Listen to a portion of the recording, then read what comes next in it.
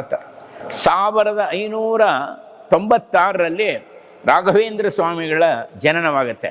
ಮನ್ಮಥ ನಾಮ ಸಂವತ್ಸರ ಪಾಲ್ಗುಣ ಶುಕ್ಲ ಸಪ್ತಮಿ ರಾಘವೇಂದ್ರ ಸ್ವಾಮಿಗಳು ಅಂದರೆ ವೆಂಕಟನಾಥ ಅಂತ ಅವರ ನಾಮಕರಣ, ಅವರ ಜನನವಾಗುತ್ತೆ. ಒಳ್ಳೆ ಪವಿತ್ರವಾದಂಥ ಗುರುವಾರ, ಮೃಗಶಿರ ನಕ್ಷತ್ರ. ಅವರು ಜನಿಸಿದ್ದು ಭುವನಗಿರಿ, ಈಗಿನ ತಮಿಳುನಾಡು ಭಾಗ. ಅದು ಭುವನಗಿರಿಯಲ್ಲಿ 1596ರಲ್ಲಿ ಜನಿಸ್ತಾರೆ.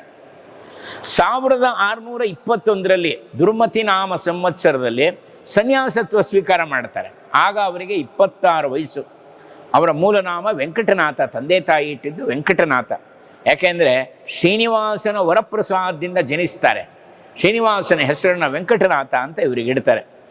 1621ರಲ್ಲಿ ಪಾಲ್ಗುಣ ಶುಕ್ಲ ದ್ವಿತೀಯ ಅವತ್ತವರು ಸನ್ಯಾಸತ್ವವನ್ನು ತಗೊಳ್ತಾರೆ. ಆಗ ಅವರಿಗೆ ವಯಸ್ಸು ಕೇವಲ 26 ವರ್ಷ. ಒಳ್ಳೆ ತೇಜಸ್ವಿ ಯುವಕ.